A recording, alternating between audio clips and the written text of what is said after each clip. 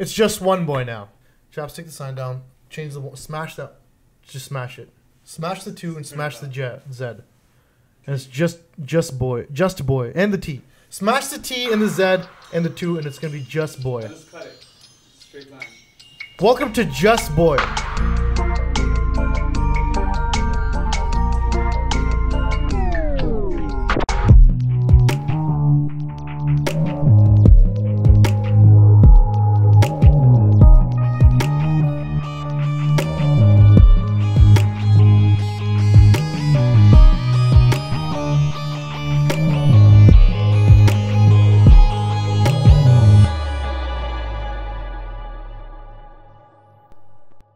Alright guys, welcome everybody to Just Two Boys. Waleed is clearly not here, but I have literally the next best thing.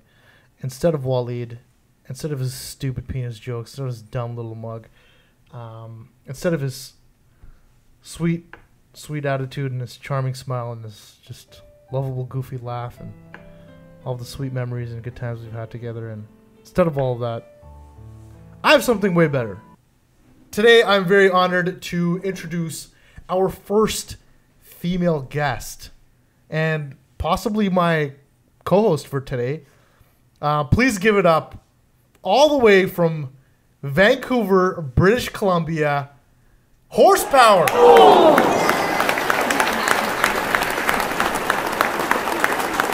Thank you very much. Thank you. It's late night television. It is really late. It is 1 o'clock in the morning, but it's like 11 Vancouver It's like 9 time. p.m. for you. It's like 7 p.m. for you. Exactly. But not quite, because I'm on Toronto time now. Oh, welcome to I've Toronto. adjusted. Wow. I'm ready. I've What do you guys, just Mountain Time? rained id. Adjusted. We just rained it. It's kind of the vibe I was going for. Trying to pun the fuck out of this shit. Wow, you're starting off so strong. Thank you. I'm sure everybody appreciate that strong pun. That pun. Anyways. Yeah. Yeah, I'm here. I'm excited. I'm happy. Yeah. Toronto is a good feeling. Toronto is a good feeling. It's a great feeling. Look, like, I'm actually breaking it down in a sense of it's a feeling. Because you get out of the sad Vancouver, and you come here. There's great people. Right. And, like, you feel like you're in the future. I'm 3 hours ahead. You are. So I'm happy. You're 3. You already know what's gonna happen. Dude, we've been living in a parallel universe. You don't even get what happened to us today. It was crazy. Yeah, I feel like it was some future stuff. It was some past, present, mix of time and parallel universe, space, reality. I don't even know anything about science. But I know that was some crazy shiza. I don't know, are we allowed to swear? Yeah, we can do anything you want. Shit. It was some crazy shit. Yeah. So without context, all of that just sounded extremely crazy. Yeah. Which is kind of your shtick. If you know me, you know one thing. My middle name isn't good. It's crazy. It's crazy. Wow. Okay. So Facts, before we start facts. off this podcast, guys, this is HorsePowar. Sorry. HorsePowar. Yeah, Jaslene Powar. AKA Jaslene Powar. And AKA Gasoline Powar. Okay. AKA Vaseline. Vaseline Powar. There we go. Done. Why is that? Where'd you get Vaseline Powar? Kids used to make fun of me and call me Vaseline. Anyways, okay, thank God. I've embraced it. Sorry. I thought, one time I was a kid and I thought Vaseline was like a cream. Isn't it? No, I thought it was like a moisturizer. So I put it all on my face, and then I was like, trying to wipe it off, and I couldn't, and I looked like this. You know what? I put it all over my face yesterday, so I didn't think it was a bad thing. Is it? I don't know where I was going with this story. It's okay. Yeah, I'm stupid. No, you're not. No, I'm a little bit stupid. Anyways, HorsePowar. Yes. We had a lot of. Here's the thing. We had a lot of people that were like, "Hey, why guys you don't have no female guests on the show?" Well, considering it's called Just Two Boys, No. I just want to make one thing clear. This is not a strictly boys club. It's not. We were literally trying to get so many females on the podcast. Smashing the patriarchy. Yes. We were trying to get so many females on this podcast, but nobody's schedule was aligning with ours, and like, I feel like girls didn't take this podcast seriously because they're like, oh, it's just gonna be like a boys club. Also, I'm making all this stuff up in my head. This is probably no girl probably even thought this is some Pisces shit. I was just like, yeah. I was just like, oh, like nobody's coordinating schedules with me. Nobody's like getting back to me in time.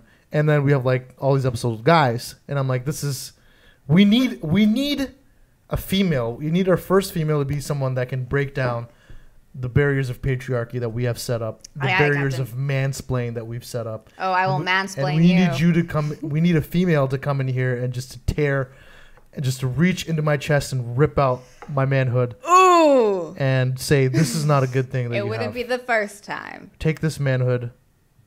Throw it against the wall. Sorry. And I think I needed the first female to come here and do that for us, so that we could have more females on the show, because there's so many dope females out, and you are a dope female. And if you guys don't know HorsePowar, she is a musician primarily, and a rapper. Should I call you rapper or just a musician? I don't know. So you know what? You can introduce, because I don't want to mansplain. No, don't mansplain. So I appreciate that. I like it. I want you to be able to introduce yourself. Well, okay, it's so funny because sometimes this is like the best way to put it. So when you're in an Uber, in Vancouver, we don't have Uber. So when I go other places, I know. I heard. I realized. I'm in an Uber and somehow I'll just start talking. They'll ask you what you do. And like, I hate talking about it because I'll be like, I'm an artist. And they're like, what kind of artist? They're like, oh, I'm a musician. I'm like, oh, like, what do you sing? And I'm like, well, I'm actually a rapper. And then they are like, what?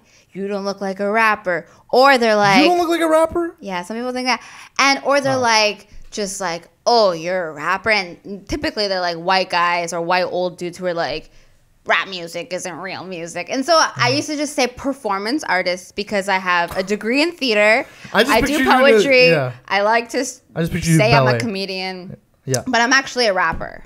I'm a musician. I'm a poet. I'm a dancer. I'm a Slurpee connoisseur. I'm a bunch of things. I have a radio show. So like I like to dip my toes in all sorts of ponds. Which I think is a lot of artistry these days. Like you can't just label yourself into one box. I know I don't know, like sometimes people ask me, I'm like, yeah, I'm a comedian. But I do, there's a lot of other labels that are associated with that, just like you. You're not just a rapper. You just explain everything. You're an Uber driver, right? I'm an Uber driver, yeah. Is that what you said? Exactly. No, I think like, especially now, we all have like the attention span of a squirrel. And what if squirrels have an amazing attention span and we don't even know? Well, they don't, because what I learned from the Sarah Silverman podcast is that squirrels lose 80% of the nuts that they hide because they are ridden with anxiety and paranoia. That? What if they just leave them there till like, hey, you know what? Maybe another squirrel. And years later, they come back to the nuts? No. They're just like leaving it. It's like seva. It's like squirrel seva. Oh. Whoa. Next level. Like next level. It's nut seva. You don't understand. It's so they... Wait, that didn't sound right. You don't understand what I'm trying how much I love squirrels. They're leaving... Also, a lot of the nuts that they leave turns into trees. So it technically is nut tree seva. See, that's crazy. This is going to sound so wild to me, but I didn't really know. Like, so it's like acorn nuts that make trees happen? Yeah. That's so a lot of the nuts that they forget eventually turn into trees. So those nuts... The type of acorn they pick, are those a particular tree, or do they just turn into different trees? Is what I'm curious. Like, is it all fir trees? Is it all... I don't know what other trees there are. I don't know. I don't know trees. I don't know much about science, but I know a lot about art. Acorn trees and fir trees. I know about art. Let's talk about art. Okay. Science isn't my thing. I mean, there's maple trees. Maple trees, yes. And that's just shrubberies. Shrubberies. Shout out to the knights who say nee. Pine trees. If anyone knows that reference. Palm trees. Have you ever watched Monty Python and the Holy Grail? Yeah. Okay. Well, nee. That's all I have to say. We can carry on. Great. Thank you. So Horse, I thought you'd be the perfect guest for the first episode of this podcast. Just because. You know what? I think I went into this podcast and I was like, it'd be such an easy podcast because I'm not even gonna write any questions or scripts because your brain is literally like ding dong ding ding ding ding bong ding. That's what's going on in your brain all the time. Literally all the time. Ding dong ding ding ding ding. Hey, cool guy, what are you doing? Always that's happening in your brain. You, for example, you were at my place. Yeah. Right? Like earlier today. Yeah. And I have this great Punjabi maid that comes in to clean up like once every few months, just when I need a good deep cleaning. And also when I need a good scolding, because like, the maid comes in and she's also like, "तू ना चीज़ें what के रखा कर, you know, if you संभाल के रखा कर चीज़ें, जो use कर दे फिर वापस रखा कर." Like she'll scold me like my mom, and I feel like I'm at home. I need that. Like I need to get slapped and humbled, and I need that constant reminder. So she was over today, by chance, perchance, and you were there. Yeah. And Braj was there as well, and it was a good squad. Literally did not shut up for 2 hours. I'm not saying that in a bad way. Like you were the most entertaining, but it's just like you just kept making songs up. You kept dancing. You kept like like I wish I had. I mean. I have some snaps. In no, like, that doesn't do it. I'm gonna plug those in. I have some snaps and like little snippets of what was going on. So I'll just show you right now what was happening.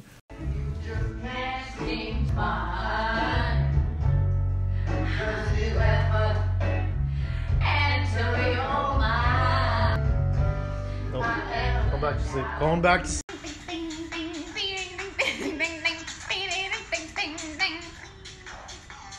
Okay, it's not a ba ba black sheep, but it's a ba ba.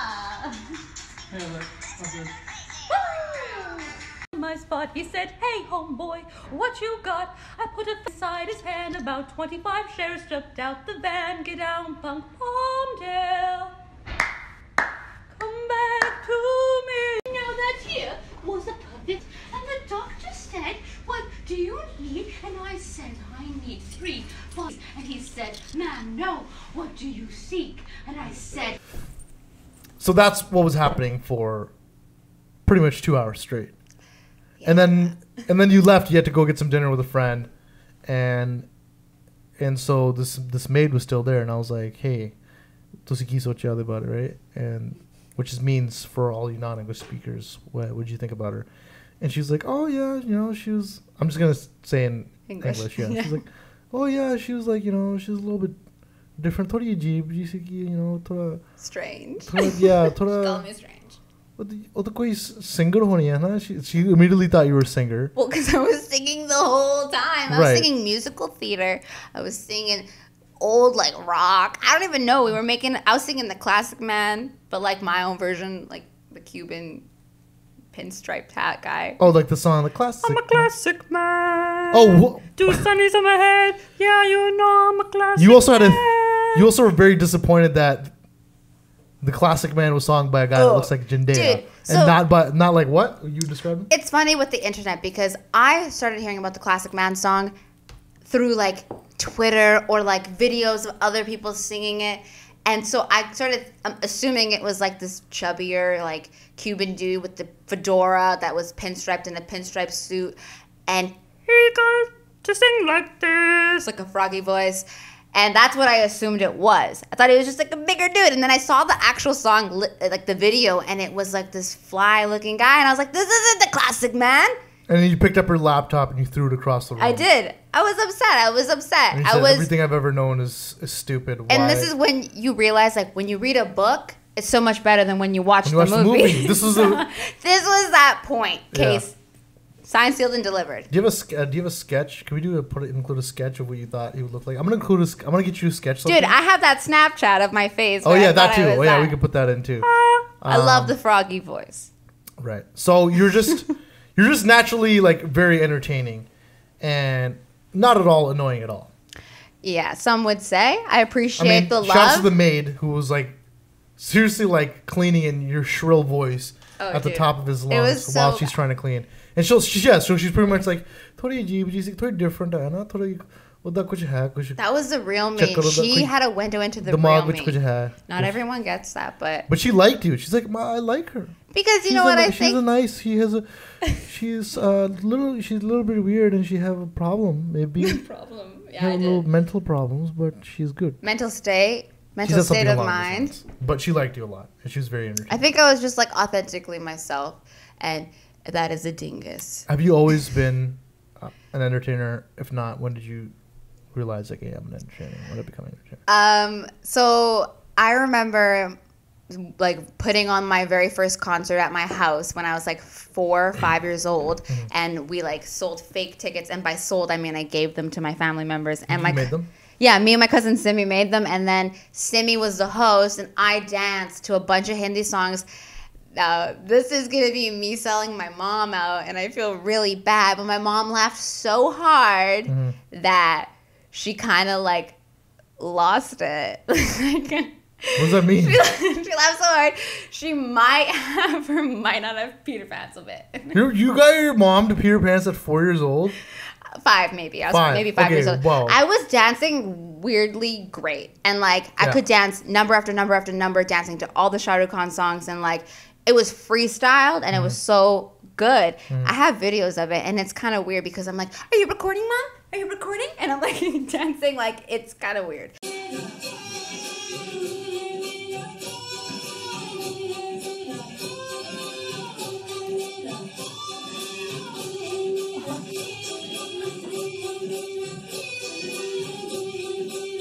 Yeah. But I remember just being a young kid going on top of, like, the coffee table and putting on shows, and, like, also I did, like, dance classes when I was maybe 11 years old, and from there I just constantly pursued doing art within my lifestyle, but I was a dancer from the get-go. Like, that's how I knew I was an artist, because when a song came on, like, I felt it. And I remember, like, being that annoying little sister. When my older sister would walk in the mall, I would just, like, dance behind her thinking I was in a Hindi movie, and she'd be like, oh my God, Jasmine, like, get away from me. And there's a big age gap between my sister and I, 13 years apart, so she was, like, a teenager, and I was like, hey, Sonny Panji, hey, look at me, and I was just such a little annoying kid, but, like, I think I'm still a little annoying, but I'm like, funny and cool now. So. Oh, that's what also the maid said. She was like, "Lagda hai jada ki 7 saal di honi hai."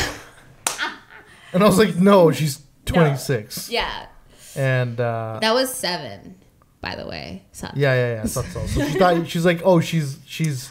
I've gone 14 when I was in India in 2016. The guy legit thought I was 14, and my mom was like, because no. you were dancing in India. No, partially. and we were in the store, and I was we were in around? the store, and I was just like, I don't know. I'm just me, and, like, I don't always, like, do a full face of makeup, and I have, like, really good skin, and I look really young, and my family, like, my dad looks way younger than he is, and my sister looks really good for her age, and it's just like, this is what it is. I got good genes. I can play teenager roles in high school if I wanted to. Lizzie McGuire. Gordo was actually, like, 30-something years old when he was playing a high school kid. No so, like, way. okay, maybe 25. I don't know. Right, but I remember he was, like, way older, and I was so surprised. Yeah. Lizzie McGuire. But my favorite was Even Stevens.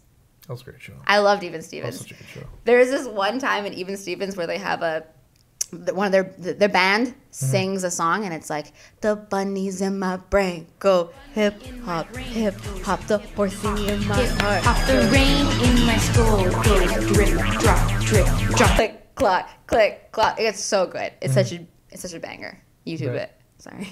So, you guys noticed I asked her how did you become a singer, and then we ended up at Even Stevens singing about rabbits. Oh my God, my tangents. That's what I'm saying. Like, that's, but that's what I'm saying. Like, even today, I can literally just stand and not have a conversation with you, and you'll just continue to have a conversation with me without me even saying a single word. That's a character flaw. It's a Pisces. No, thing. I think I'm working on it. It's hilarious because I have the burden of not being the constant entertainer, like, off my shoulders when you're around, because I just literally have to shut my mouth.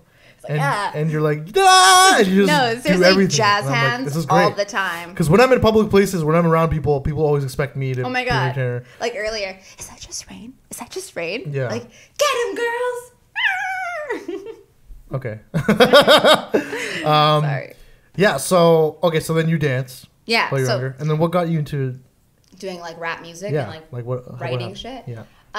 So in the 6th grade, I started writing. I had, like, a really good 6th grade teacher who did a creative writing thing, and, like, we worked on memoirs. And it's so funny, as an elementary school teacher, you're making 6th graders write memoirs about their, like, 12 years of living. Yeah. And I wrote some bomb ass pieces, and I got A+, and it just like fueled my fire, and I was like, I'm a writer. And then I started writing poetry, because at that time my older brother got me really into Def Jam Poetry Slam, the show. If you ain't no punk, holla, we want prenup. We want prenup. Yeah, that's something that you need to have, because when she leave your ass, she gonna leave with half 18 years. And you can, like, YouTube all the pieces now, and they just come in like 3-minute intervals. But before they were like half an hour shows, and we would wait every Sunday night to watch this on like stolen cable and stolen satellite. Nice. We had cable. Right on. Just trying to snitch myself right now. Anyways, so that the cops can bust you for Yeah. something 20 years ago. Exactly. Got it. Anyways, so I started watching that, and that changed my life. There was one particular piece that I actually use. I teach some writing workshops here and there, and I use that as like a really good lure in, because it's so captivating. And after hearing that, I started writing pieces, but that were meant for performance-based things. And I didn't know that was like really a thing other than watching it on HBO. And I was like, I want to be on that stage one day. And then I just went to this poetry slam that happened in Vancouver. My brother took me from like the 8th grade to the 10th grade. It took me 2 years of watching it Right. before I got the courage to get up on stage. My brother every time would be like, I'll give you $50. Just go upstairs. Take your notebook. I know you have your pieces on you. And I did. But I was so scared to take it up because I was still such a shy person. Even though I did dance and we performed on stage, like my old childhood nature, like I was so scared of my Masi, which is my mom's sister. Like I was petrified. I hated sleeping at anyone's house. I was like such a homebody. I was so shy that it's actually ridiculous considering who I was then and who I am now. Like my parents are like, whoa. But I think there's like a part of me that's such an extrovert, but I need that introvert time to like I get that. decompress and build that fuel that I can handle more people again, because I can't just do that all the time. But anyways, so I just started listening to these poets at this slam. And then by the 10th grade, I was in a theater class. We wrote a piece of poet, like a poet about ourselves. And that like was my first time really mastering the performance, the writing, and everything about that in between. And then because of the reaction of my class, I felt so confident that I felt the confidence to get up on stage in front of strangers and get rated for my poetry. What was the reaction of the class? Just like, oh, I made boys cry in the 10th grade. what? Yeah. It was like I had gone through Emotionally cry or laugh cry? Emotionally cry. Oh, wow. So you write emotional stuff too. Yeah. Well, like I was in the 10th grade then, and a year prior to that, my brother had passed away. So there was just so much like, it's the worst place to be in. Like that first year is like maybe the hardest year to go through that and then figure out your life post that. Like that is like dealing with grief and loss and death is like the most tragic thing, but it's like really hard when it's unexpected and when it's a young person that you feel like they didn't have the opportunity to live to their fullest potential. And yeah, you're sad that you lost them, but like there's a sadness that comes with that they didn't get that opportunity to continue and be the best that they could be. And it was my brother, so it was just like so close to me. And that just made so much, like that made so much weight to my poetry, because I was still going through that at like the peak of that. Like now it's 11 years and it's still so hard. But a year down, I wrote that piece and it was just so authentic. It was so honest, but it wasn't like I'm just crying my heart out. It was like I was trying actually to hold back tears because I feel like it was more effective for me to be the strong woman speaking it.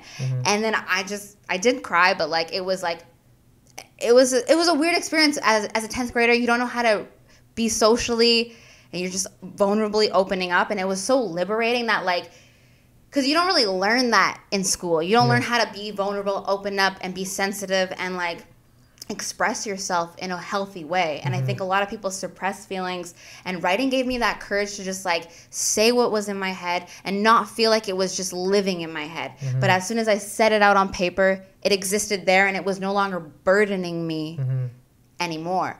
So that liberation kind of fueled my desire to continue poetry. And then I got on stage at the poetry slam and I like killed it. And then they were like, come back. And I was this little suburban Punjabi girl who was like, my dad doesn't really know I'm here. And they thought that was so punk and badass. Oh, wow, yeah. They were like, you're so badass. But it was so cool because these people who are telling me I'm badass, I thought they were so badass and they were so cool. And like East Van, Commercial Drive, like that's a scene if you know about it. And they're just like super nice, welcoming people. But they thought I was such a punk and so cool, like a good punk. Not like a punk ass.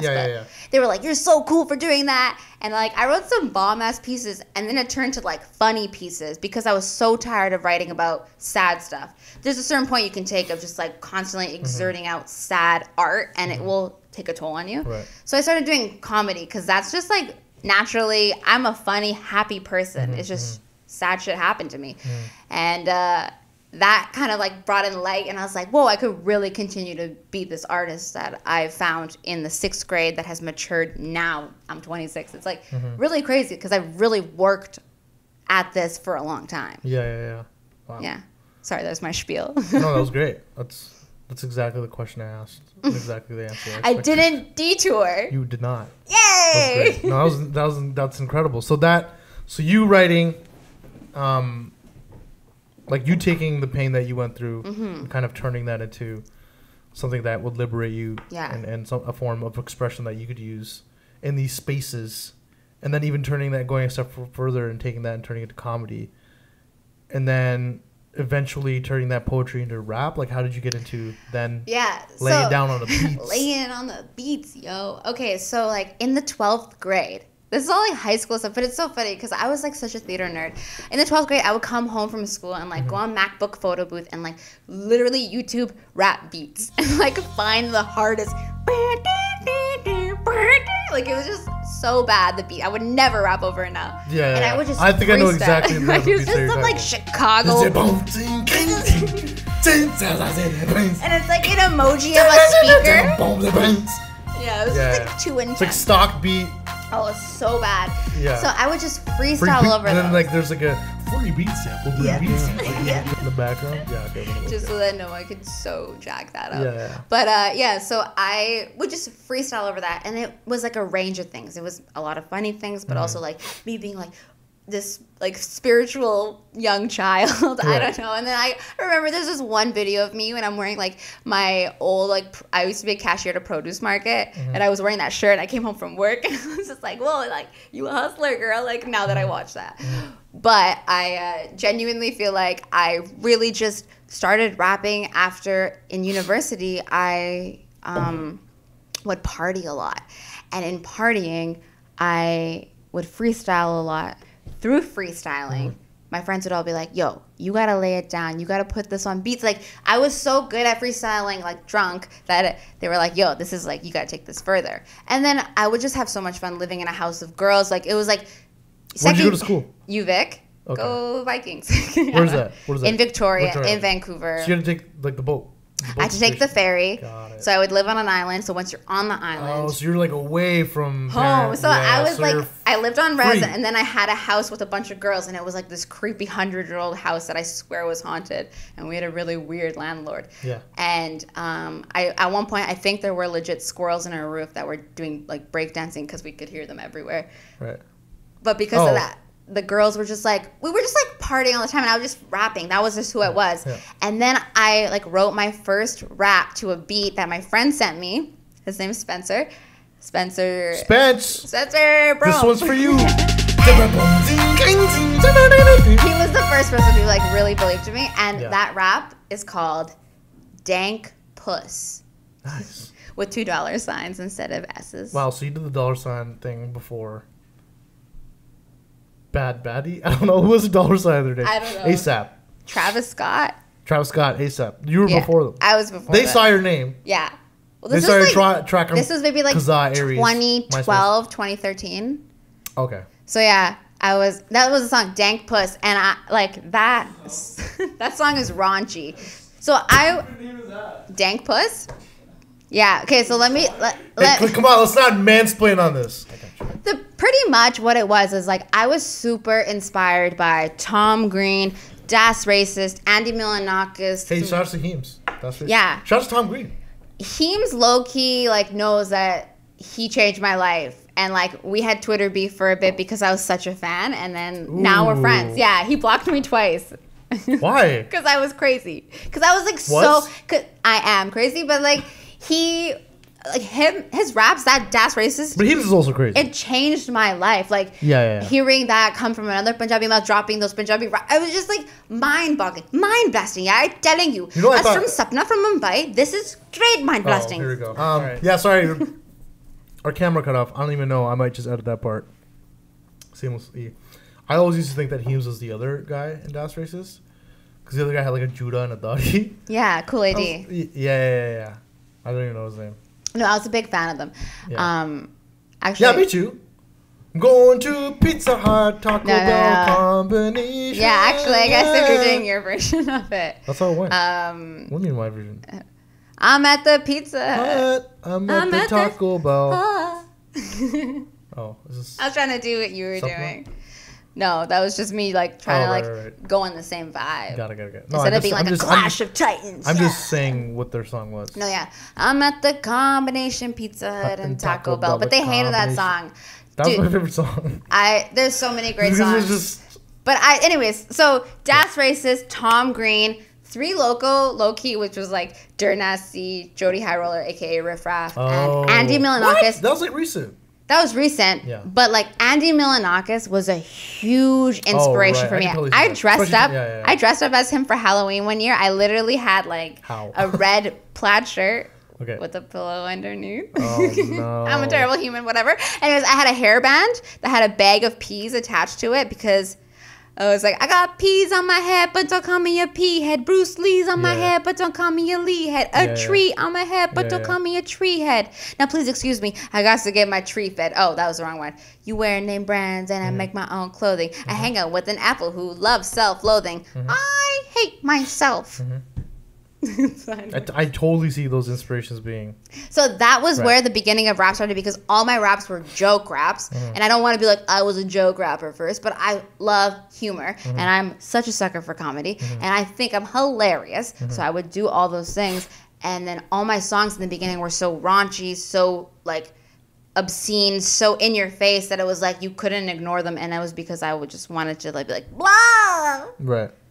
That's what I did. Initially. So like, you got your foot in the door. Yeah, I got my foot in the door. Like I had songs. I had to change it because I have like nieces and nephews online and I respect them and I don't want them to see their bua or mussy looking like that.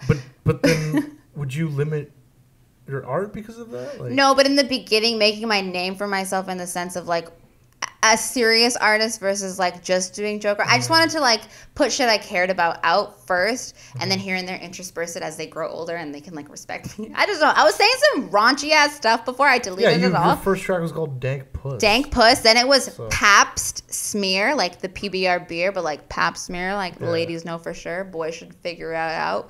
Then the third one was Perks and Merkins. Okay. A Merkin, do you know what that is? No idea. A Merkin is a pubic wig. And in the 14th... Is that a real thing? Yeah. In the 14th century, prostitutes, to avoid pubic lice, would shave their chochas. Yeah. And they would wear a merkin, which was a pubic wig, on top because it was socially acceptable to have pubic hair. Okay, but how would it stay on? I don't know how they stayed on. Like it was like a 14th century move. That's all I researched. Like it, acrylic asbestos glue. I for some reason kept thinking Velcro, but obviously that didn't exist then. And like, how would they have a Velcro strip on them? Anyway, so Merkin's a thing. Perks, Percocets. So my joke was just like talking about pubic hair and pubics, and like I'm all for body hair. So my beginning music was very like in your face, and then I kind of started writing like more stuff that was closer to my heart and then finding that true artist and then that led to like dropping a couple mixtapes. I deleted my first mixtape because it was just too much raunch. But then the second... Is that the one that Dank Puss is on? Perks and Merkins? Actually Dank Puss was never on it, but Perks and Merkins, Mr. Rude Dude, Bill Murray Jane, wow, these are excellent titles. Perks and Merkins, Pap Smear. Those were all on it. These are excellent and also kind of like very West Coast Canadian titles. Like Pap Smear is definitely like a West Coast PBR Canadian. beer, hipsters, bro. That's like West Coast influenced Punjabi girl with Andy Milonakis. Like Michelle Graywell, but like no. Yeah, that's totally a Michelle Graywell thing. Michelle Graywell, if you guys don't know, is like a character like 1 centimeter Michelle Graywell. You are. That's why you can channel that character so well because and that's like what any character you play, I feel like literally acting isn't about lying. It's about as ifs. Like if you were this person, as if you were this person. Correct. And you need to pull things out of your rib that are similar. What is Michelle Graywell for those people that don't know? Michelle Graywell is like the most whitewashed brown person. No offense to any of them, but like they're the ones that have like the super white names. Like this is bad because I normally say names of people that I know, so I can't use those names anymore. It's hard. You know what I think is like I didn't realize that. I can't, but it's true. Me and Bubba went to like the first time we ever went to BC. Like for some reason we ended up in a house party in like Surrey Delta. So you should have like, came to my Christmas party. I didn't know who you were. Oh, okay. So we didn't know each other. Yeah. Speaking of Christmas, we'll go into that soon. So we go to this house party, and like everybody I meet at this house party, people are like, "Oh yeah, my name is Greg. Greg Dollywall. Greg Chahal. Yeah, Greg like Dollywall. Jake Chahal. Like Dylan Dillon or whatever." Yeah. And I was like, "Oh, Dylan Dillon. But I was like, I would go around and be like, "Oh, okay, cool," but like, what's your real name? Because Yeah. like people here have like whitewash. Like I used to be Jazz, so people here like. But that's not super whitewash, you know. It's not. It's just like That's yeah. I just didn't like. I was like, if you can't say Jazz. Jasmine, then people I say hated Jasmine. Jazz. I was like, just call me Jazz. Ugh. Anyways, so all Jazz. You were probably a Jazz too. I was, but I said no because I was like, no. I know. I didn't. I But then stood up did. for myself. did. I wasn't that one. Yeah. But anyway, so I was at this house party. We were both at this house party, and this is, I think, the first time we've ever been a part of this phenomenon where like we would just meet people, and I was like, okay, but what's your real name? And everyone's like, No, that's my name. no. People were like, what do you No. mean? What's my real name? I just told you my name. So they Oh weren't my like, God. they weren't even like, oh, I know it's a white name, but yeah, that's my Yeah. name is actually like just breathe. They were just like, what are you talking about? I just told you my name. Like people were so like not Like Kevin Dollywall. That's I don't even know Like Kevin Kevin Dollywall. Gill. Kevin Gill. Yeah. Yeah. Dude, I was about to say hella Chester names. Sandu. Oh, I was about to say hella names, but I realized Sorry, all the but names. if there is a Chester Sandu out there, Chester's a great name. Chester Sandu. Sandu. No. Think about that. I have an anecdote about Chester. So What? How? What the hell is- in high school, How do you have something about everything? Anyways, because okay, the yeah. Rolodex of my brain is just so infinite. Okay, so I'm sure people have Chester. realized that by now. So Chester in high school, they're all fucking high school stories. I had an English teacher who was so afraid of these two things in particular, and I personally think she was trolling us, but she was really scared of them. She said, "I'm afraid of bananas, and I'm afraid of any sort of white creams, so do not bring them in the class." And everybody thought she was joking. I don't know what everyone thought, but I thought she was lying. She was like this teacher who was a nerdy kid in high school and then came back to the school and started teaching, and she was hella hot, and she would like press Had a power herself trip. against the desk. I think she had some weird personal complex going on. Anyway, she's afraid of bananas and white cream, sour cream, lotion, all these sorts of things. That's a very, Cottage like, cheese. those are so all very weird. innuendo type So things as well, weird. yeah. So what I would do, my mom would pack me lunches with bananas in them, and I would draw faces on them and leave them in parts of her classroom. That's Mean. amazing. And I would actually run around the school and be like, "Huh," to people, but his name was always Chester. So that's my banana boy. Oh, it was a dude. The banana, Oh, the banana was a dude. the teacher was a lady. The banana was Chester. Got it. And I would draw Chester. I had a character. Like I'm such an animated person. Like when Yeah, I I know. imagine things, I don't see humans. I see cartoons. Right. Like Did it legit. have a voice? Like when I imagine anything, like No, it's but just did like Chester have cartoon. a voice? Oh, Chester for sure had a voice, Like, what was but the Chester's voice? you got to give me a second because Alright. I can't think of Do it all it. the But time. like, that's a technical foul. No, that's actually 8 Crazy Nights. But I need a second. Come back to Chester. We'll get there. Anyways, Okay. Banana Boy. So did this teacher? I just want to know So more. at the end of the did you year- traumatize the teacher in any way? I did like okay. So you know how you had like TVs at school and they like roll in this cart, Yeah, and yeah. you like leave That's, it in like, the a classroom. favorite time for And she had a TV in her room for like a week or whatever because we were doing like Shakespeare, watching Romeo and Juliet, Right. and I would just left a banana there. But she'd be so scared she didn't even touch it. So it was like a couple days it was there, and because it was in the classroom. And at the end of the year, like I got a really good mark on my exam, and she did help us prepare really well for our English, like Yeah. whatever test we had to take. And I came to her, and as a mature woman, I said to her like, "Hey, thank you so much. I'm sorry I was the one who left the bananas in the classroom." And then she immediately failed you. No, You had to do another year. I and did- That's why you have so many high school stories. Got it. that's why I have so many high schools. I was still in high school. Yeah. But yeah, anyways, that was my anecdote about Chester. Moving on. Okay, cool. And then, so you dropped. So your first mixtape's not online. Yeah, except one song. It's called Bill Murray Jane. I love that I remember that song. I actually like that song a lot. I think I- that was like one of the first songs that I ever heard. I made a music video, my very first music video I ever did. Yeah. I made it myself. Yeah, To yeah. Bill Murray Jane. I don't know if they have hands on the watches, you know, like they used to. People have hands. I think a watches should have hands. You know, somebody's thinking this stuff up. I don't think that's good. You know, another thing they got robots now making all the automobiles, working in factories and stuff. Don't get me wrong, I think R2D2 was a great little guy. He was neat. He was funny, he was cute, he was a fine. I hope that one day Bill Murray would be down to make a better music video for it. Right. So maybe we'll do a documentary called Finding Bill Murray, and then I'll just do that whole thing in there. I have like a couple people that I want to do private documentaries of me trying to find them to make content with. I'm just a creep. But anyway. Okay, so at this point, Bill Murray Jane's out. You're already a rapper. It's like a joke though, still. Of course. No, but it was still great. I love that track. Thank you. But now you're like kind of getting out there. Yeah. What's some of the feedback that you're getting from people? You know what? It's great. Like I've never had so many women hit me up about how like empowered they are through me. And then I've never had so many people from India. Like, you know what? I'm the last. Yeah, I'm the last of 4 kids, and I am the furthest from, like, my Punjabi is really bad. So my older brother, my older sister, they speak really, really good. And I feel like my parents were like, oh, they're good. We've stopped teaching the last kids how to speak Punjabi. And then they just assumed that I would, like, I don't know, soak that nutrients up. But I didn't. And I feel like, because I was, like, the furthest connected to, like, the motherland, it's so ironic that, like, through music, through my own authentic self, that, like, I'm actually way more connected to India than my other siblings who have, like, that connection. Right. And that's so amazing that, like, because of the internet, though. It's because of that, because I'm just still, like, a very local artist, but I'm finding my voice. I'm okay with being, like, that artist who hasn't, like, become what they can, because I'm still looking for that voice. But I know that I see it, and I'm, like, driving towards it, and it's a great feeling because I'm growing. But at this time in the world, if you're a bedroom artist writing in your room, you're still putting it online, and people see that development so much more than back 10 years ago, where you have to, like, find a record company that will, like, or, like, you got to find studio time, first of all. You got to find, like, a radio that will even take your demo. There's so many other things that you have to go through before, but now it's just like you can drop that shit on SoundCloud and, like, you don't need any of that. Like, and if it's good, if it's funky, if it's different,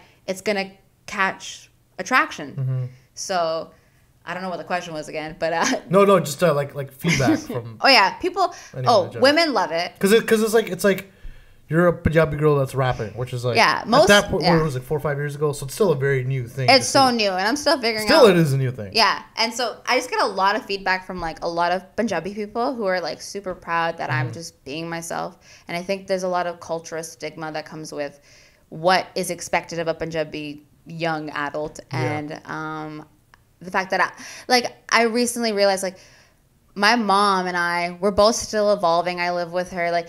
And my parents, like, I live with my parents, and she is only a few generations behind, but she would never even consider, like, expressing herself in the way that I do. And it's so amazing to see that I'm, like, actually doing that. And, like, a lot of the women in my family, I think I'm, like, maybe one of the first to truly be living for themselves. And that was something that on my 26th birthday I had to, like, find as a good piece that I could take to my heart, because it's kind of like, if you're not following the Desi standard of life, like, you're kind of upset when you hit birthdays and you're like, whoa, like, my mom was 25 when she had 2 kids. I'm turning 26. I'm not married. Where's your kid? Yeah, where's my kid? Is he? Bring him out. Right? Baby fever. Come on here, little fawn. Little fawn power. Foal power. Foal. So close. Fawn is a little deer, I think. Cute little deer. Yeah. Well, it depends on. A fawn or flower plant. A fawn is also a plant. Like, depends on which animal. Oh, that I'm taking. I have, like, so many animals. I'm, like, a squirrel. I'm a camel. I was trying to like be like, hey, which animal? But now it sounds like bestiality. It's kind of weird. So not at all. I didn't even think that. Okay, cool. I didn't. But you know what? Let's just talk about you again. Anyways, so yeah, you're getting feedback from the community. It's great. What about? Did you get anything from, like, people being like, hey, this is not right. The Punjabi kuri hoke this काम करती हैं. What are you doing? Why are you doing this? Bad things. I haven't got that yet. I don't think I'm that. Do you think you haven't got there, or you're just, like, blinders to it? Because I'm sure you've gotten it, but you just don't care. You know what? I think because I'm still so new at it all, I don't have, like, the trolly Punjabi people who hate but follow. Yeah. There's a lot. I just have genuinely loving people that follow me. Right. But you know what? Like, even family, like, no one has, like, I'm sure that they think things and maybe talk low-key, like, distant family, like, be like, hi, like, yeah, but they don't matter. Like, I don't know what they say. But no one, my close family, like, says it to my face, because I'm just, like, a happy person who's like trying to spread love. Like it's, I don't know how they can hate on that. But what I have had is like white people. Yes. What about people outside the community? Old white people hitting up my Facebook post shows after I've done like maybe like a city show or like a public show that's like all ages or whatever, that people book me. And like, if you're gonna book me, you gotta listen to my music before just like ticking off a box of like woman of color or like, you know, just like, oh, we have like diversity now. I don't know, this is for all the people who are about to book me, but you better do that. Listen to my music before you book me, because I don't want people to come up to me post shows and complain about what they heard, what they've seen. And I'm not doing crazy. Complaints? I've got complaints like from what? old white people on Facebook being like, you know, like you are using vulgar language, all this stuff. But I'm like, dude, none of the gigs have said you got to censor yourself. And the ones that have, I've been really mindful of it. So I don't think those ones are the ones I'm talking about. But I got off a show in Vancouver. I did a big city show, 7,000 people. It was amazing. An hour-long set.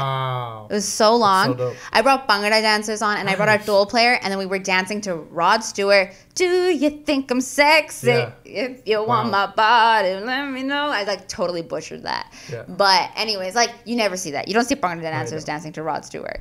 And I did that. Incredible. But so this lady came after and was just like, my son and I did not appreciate that because I said. Do you think she's just a Rod Stewart fan? No, like you butchered her. No, I didn't butcher it. The song was itself, but she was a hater. No, I'm not saying that you butchered it. It's just like, how dare anything else non-Rod Stewart related be? I wish that was the case, but I think it was because I was just talking about all the things I was talking about. And my songs have swear words in it. My songs also talk about love and sex and like being myself and like partying and like. Her 10-year-old son, she thought that was inappropriate for him, which I can see that, but you're at a public place and these people booked me and you can talk to the person who booked me. But she came up to me right after I got off the stage and I was just so like, when you're off a stage, you need like 30 minutes to wind down and get out of character.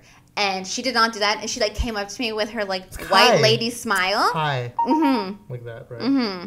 And she did that. And she was just like smirking at me, but saying like rude things. Mm-hmm. And then I smirked at her back. And I was like, well, you can talk to the people who booked me because they clearly know who I am and what I do. Mm-hmm. And they didn't tell me to censor myself. They actually said 0 censorship. And I can pull up that email right now. I got receipts. Anyways, white people be the haters in some of my things because I'm like unapologetically brown and I'm like, you know what? This white girl one time made fun of my eyebrows.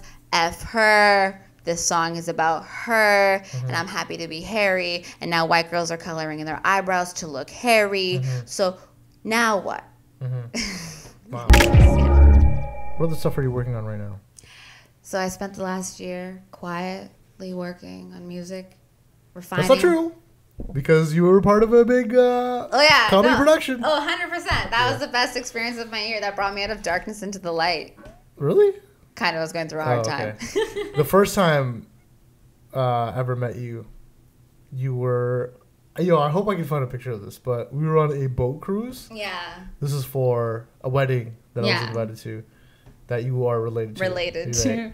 So we were on this boat party. I think everybody else just wearing like either suits or like no. Everyone was just doing like wearing like a cordial summer dress. Yeah, like I was just me.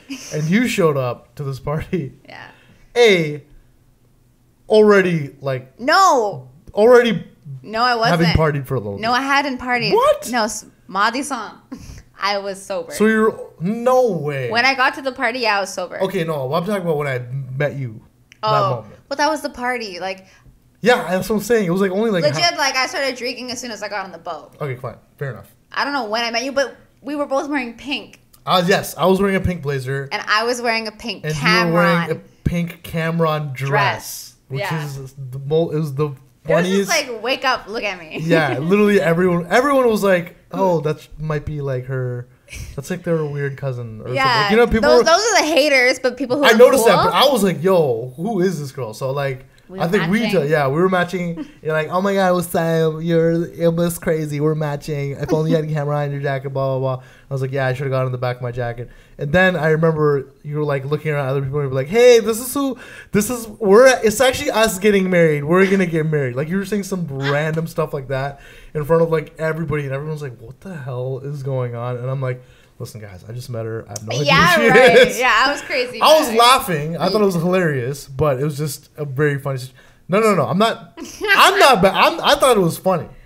The haters, dog. It's just like, They're out there. You don't see that. You don't see that at Punjabi weddings. There's not going to be any girl that shows up in a goddamn camera on airbrush dress to a Punjabi wedding. And I thought that, like, I hope I can find a picture. I seriously Yeah, there's definitely some picture. There's got to be a picture. I'm going to put it up here. But no, yeah, that's that what was we meant. my first encounter with you. And I was Yeah. like, who the hell? And then I remember at the reception, then you were giving me stickers. You're like just walking around with stickers. You're giving me stickers. And then you told me, hey, I'm a rapper. Yeah. And then I was like, oh, That's okay, how you now promo. you kind of make sense. Because if you had never said that, I would have been like, oh, this is just the crazy person of their family. I'm Not in a crazy. bad way. I thought you were like hilarious. But I was just like, oh, this is the designated crazy person of the family. Yeah, definitely. But there's a few of them in my family on But you're not that crazy. You're also like, like super chill yeah, sometimes. and introspective, and we've had some deep level conversations. Yeah. I remember I had to we went hiking in LA. This is right when I got back from the mountain, and I was like, we were both in LA at the time. I'm like, yo, let's go hiking. Yeah. And you're like, sure, I'm in. It was the wrong way we went, but it's okay. Whatever. Hiking's hiking. We went hiking, and it was like, I was like, oh, I now know how it feels to have a 4-year-old daughter. Yeah, I don't When we went work hiking. out. Because you were just like literally, I was dying. Like Yeah. I couldn't. The and by dying, It she's was- complaining the entire I was time. yeah. I'm a whiner. I literally had to drag her up. I'm a whiner. I I'm was a like, come on, you diner. can do it. I'm a damn old timer. So I definitely was like, yo, hiking is not our thing. But Yeah. then we got some food. Yeah. Afterwards, we had some great chats. So I mean, throughout the years, I've also gotten to know that you're not just. Yeah, I'm not just crazy. I'm an intellect. Yes, absolutely. Definitely. I'm, And we've had some really great intellect Yeah. conversations that I really cherish a lot. That maybe we might not have time for this podcast, No. but maybe we can talk about it on another podcast. I'd love to have you on again on another podcast. But yeah, but that's what I realized. But yeah, my first encounter with you I was just very explosive and colorful, and I was just like, yo. Like literally, my brain is like it's Yeah. just I gotta draw something or paint something that like shows what my brain is like because Right. it is like a Disney World circus. I don't think I just never had met anybody like you. Aw, thanks. Yeah. I don't know if that's a good thing or a bad No, thing. it's a but I'm great gonna take thing it. because like every girl, I feel like they have to, and this is not to say anything about brown girls, but I mean there's so much pressure within our community to Yeah, act a there's certain way, so to be a much. certain way, so like That it's hard they to be kind your of mold- authentic self. Exactly, they kind of mold and shape themselves to be some way, and then I felt like a lot of girls, even there were, not everyone, but you know, you meet girls that are just. They get carried away by that. They yeah. gotta fit the mold because of the pressure of like their family, the community, Yeah. etc. But you were like the first person I met. I was like, wow, this That's me. she does not give a fuck at all. But Yeah. Well, what sometimes I like to think is like, if you want to burn these boundaries and these barriers that are created, like sometimes you have to set yourself on fire and just like, Yeah. I don't give a shit. And the best thing is like, I'm my same self that I am around my parents, that I am around my professors or my acquaintances, my peers, and my friends. Right. And it's like obviously I do certain things in front of them. Like I don't pick my nose in front of everybody, but like genuinely, That's like the same- least craziest thing. I know, you've done, is but I pick mean, it like up. that's a metaphor for other things that I Got do. Okay. Yeah, but I mean, like you don't pick your nose in front of people. It's like, I actually don't. well, actually, I also don't care either, and I think picking noses are not that gross. And like, I genuinely pick my nose a lot in the car. I remember I used to get scolded because I used to pick my nose when I was younger, like in ESL class. It was like a really weird time. I grew up in a very white town. She's like, you can't do that, and I was like, yo, but the and then you do this. the finger is designed to You pick, flick? like your nails designed to grab it and then take it out, and I actually learned how to that's blow what my your fingers are nose. designed for. I learned how to blow my That's nose. your in only India. purpose of your finger is to pick your nose. Yeah, I guess so. The primary. Or like use to Nah, the hold primary. things. Well, the primary thing is their nose. Anyways, but yeah. So I was like, it was crazy to me because I was like, it was a bit of a shock, but I was like, yo, this is so cool. This is one girl that does not care at all, or she's really crazy. But I've later figured out you're not really crazy. Yeah, I'm And- actually kind of crazy though, but I'm okay with I mean, it. not in like you're not. Psycho. Yeah. Yeah, I ain't trying to kill you. Yeah, which I was like, there's a maybe- chance. There's a 50% chance that she's Yeah. probably killed some people, might kill me. I love Dexter, so So did I. Great show. terrible last season and terrible last episode. Oh, God. Deb deserved a funeral. Okay, let's not. Come on. Deb deserved No, a funeral. listen. People. Sorry, it's Wanna over. watch- It's been years. If anything, you should watch True Detective season 1. All right. Anyways, Anyway, so yeah, so that was like one of my first encounters with you. But yeah, I mean, what are some future projects? I know you give me a sneak peek on some stuff. Yeah, I'll give a little spiel. I got a new single coming out. I got a couple singles coming out, but I spent the last year recording, refining my sound, figuring out who I am and what my intention is with my art, and what do I really want to say, because I feel like, you know, it's a blessing to have like the privilege of people listening to you, and I don't want to waste that opportunity on mediocre stuff. And so I'm really excited. Stay tuned. I got a music video on the way. And I just want to be happy with my art. That's it. So, like, I hope you are happy with my art, too. But it's all about feeding the soul and living to the fullest and being present and enjoying life and, like, living for the beauty of the world and, like, helping people out and being nice. Incredible. Couldn't have said it better myself. Ghislaine HorsePowar, thank you so much for coming on to Just Two Boys. Okay, I guess you could say it's just one boy, just one horse. And one girl. Today. And we them boys. Yo, shout out to my radio show, Crimes and Treasons, we them boys. Tune in. Guys. Yes. We got to get you some Crimes and Treason shirts. And they legit say, we them boys and girls. Wow. And it says troop. And it's a great radio show. Tuesday nights, 101.9 FM, www.citr.ca. Tune in Tuesday nights, 8 to 10. Bye. What about you? Where can people check you out? Oh, you can go Google me at HorsePowar, HorsePowar, like war. What is it good for? Absolutely nothing. Say it again. War. What is it good for? Not much, really. At all. There you go. Thank you so much again, Horse. It was a pleasure to have you. And now that we got the introduction podcast out of the way, I'd love to have you back. I'm here. Never leaving. What? I'm hold on. Sorry, Waleed. Wait, that's not what you... It's just one boy and one girl. It's just one boy and one girl. Right. This is our world. You know what? This is our world.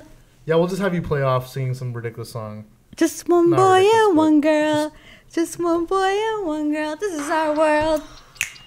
This is our world.